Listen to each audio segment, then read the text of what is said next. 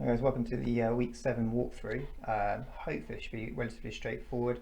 However, I'm just going to add in a few extra resources and tips for how to draw graphs in general, especially using calculators, a little function on the calculator that can help you draw the graph a little bit quicker by generating the coordinate points. Okay, so whenever asked to draw a graph, there's a couple of things. You want a general idea about what it's meant to look like so that when you generate your coordinate points, you know if you're heading in the right direction. Okay, so in general, we'll have a look on Desmos in a second. A cubic graph can look something like this. Okay, it can have a more pronounced S shape in the middle like that. It can be negative and come down like this. Okay, so it's these type of shapes we need to be familiar with, because we might just be asked a multiple choice question saying which graph out of the selection of 4 is likely to be something cubed. Okay, so in terms of actually drawing it on a table like this, then we want to generate these. Whenever filling out a table, start with the positive numbers just to get your eye in. So for instance, when x equals 0, 0 cubed plus 0 minus 4 is just take away 4. 2 for x value of 2, 2 cubed is 8, plus 2 is 10, minus 4 is 6.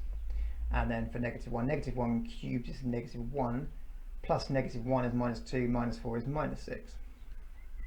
Okay, and then we plot these points. Now, what it doesn't say in these questions, but it might in your GCSE exam, almost definitely in fact, it will give you a range of numbers for which it wants the graph drawn. Okay, so it might actually give you the scale to negative 3, but it only wants it between negative 2 and 2. And it's called the domain of the function. And then if you draw it for between negative 3 and 3, for instance, you actually get deducted a mark in some instances. Okay, so just watch out, that's what that would mean. So let's head over to Desmos and have a look at what this should look like, this graph. Okay, so here it is, y equals x cubed plus x minus 4. Now, what should you be able to identify, perhaps from a multiple choice? Well, it's got the negative 4 at the end. Okay, so I'd be expecting, obviously, to see the graph go through negative 4. And I'm expecting this general S shape. Okay.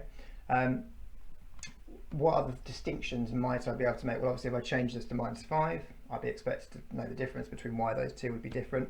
And also, if I stuck a negative x cubed term in, then we have the graph coming down from the top left to the bottom right, just like if you had y equals minus x plus 4, it'd be going top left to bottom right of the graph. Okay, so there we go. And if you want to check some coordinates, make sure your table is right. You can put in x equals 2, for instance, and we were expecting the return of 6. So put x equals 2, and there's the blue line for x equals 2. And then there you go, it intersects there at y equals 6, so 2, 6 is indeed a coordinate that works.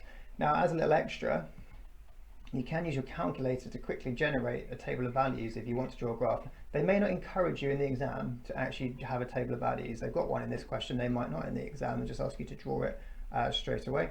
So in order to do that, you hit mode and then table, which is, you might see this, sometimes your calculator gets stuck in this mode. This does actually have a purpose. So then you type in the equation that you want. So we use alpha to find the x value, which is here. And then we're going to cube that, plus x, and then minus 4. And it's going to ask you some questions. Start value, well, then table it was negative 2. That's the first x coordinate it's asking for there. End value is positive 2. And the step is how much it goes up by each time, so we just want a step of 1. And there you go, negative 2 minus 14, negative 1, negative 6, 0 minus 4, etc., etc. And you just plot those points and draw the graph and you'd be away. Okay, so that's just the difference between what you can do with a calculator and a non-calculator paper. So heading back over to the questions. We've had a look at what that looks like, so I need to draw it on here. And then it says use the graph to find the value of x when y equals 2. So y equals 2 is a horizontal line, literally through everywhere where y equals 2. Okay, so the x coordinate can be whatever you want. So like for instance, if I pick this point on this line, x is 1, but y equals 2. Here, x is 2 and y still equals 2. So that's our line y equals 2. And we want the graph to find the value of x when y is 2. So we'll head back over, plot this in on Desmos.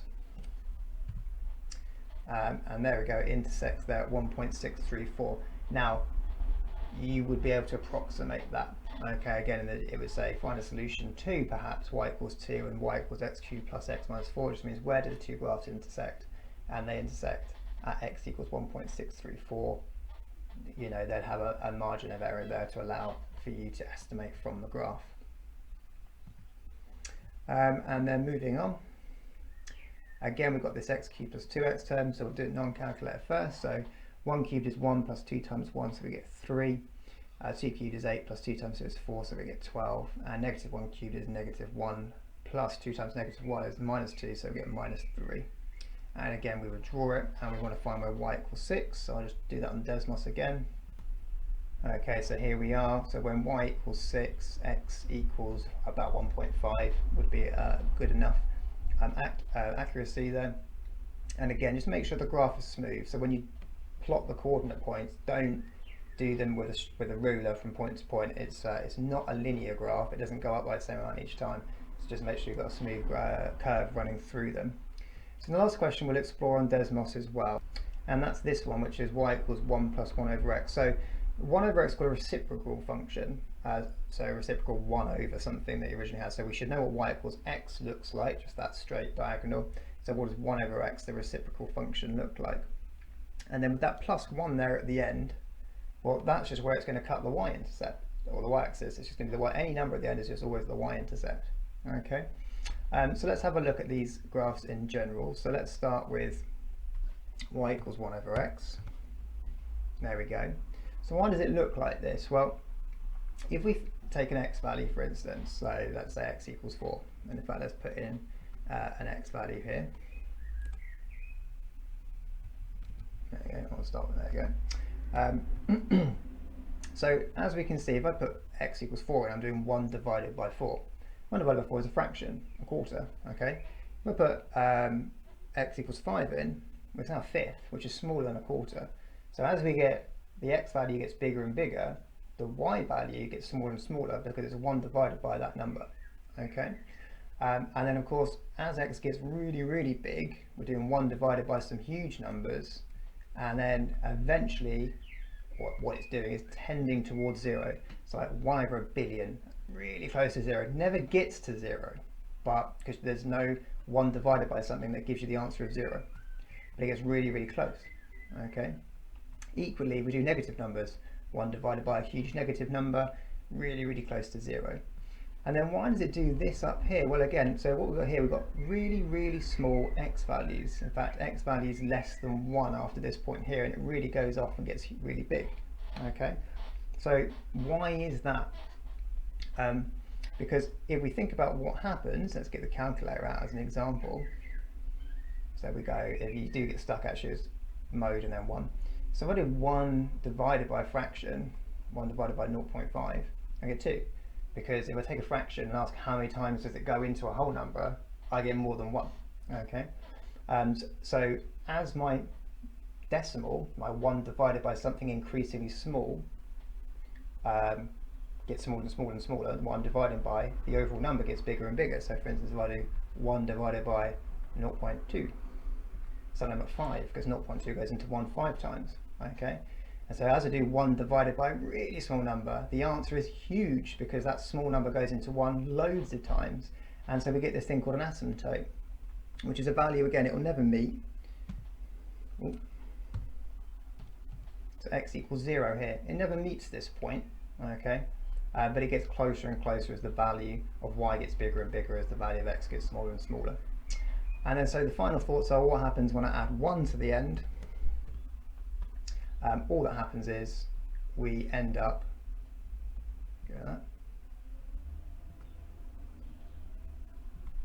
and what we can see has happened is the whole graph has gone up by 1. Okay, so let's take that y, let's put in a 2. Now I'm going to put in the line y equals 2. Draw it in. So as we can see, what's happening is now we're adding 1, or adding 2, or adding 3. The graph is just working its way up from its original position. Okay, I think I said earlier in the video, actually, which is wrong, isn't it? The y-intercept for this graph is not 1. Okay, so because you can never, the y-intercept in the original 1 over x wasn't 0. As you go up, the y-intercept doesn't change. So there we go. So there's a look into 1 over x functions, reciprocal functions. Have a little play around with Desmos as well. And of course, just as a final thought in the last 9 seconds, that is what our answer should look like for y equals 1 over x plus 1. Okay. Any questions, just email.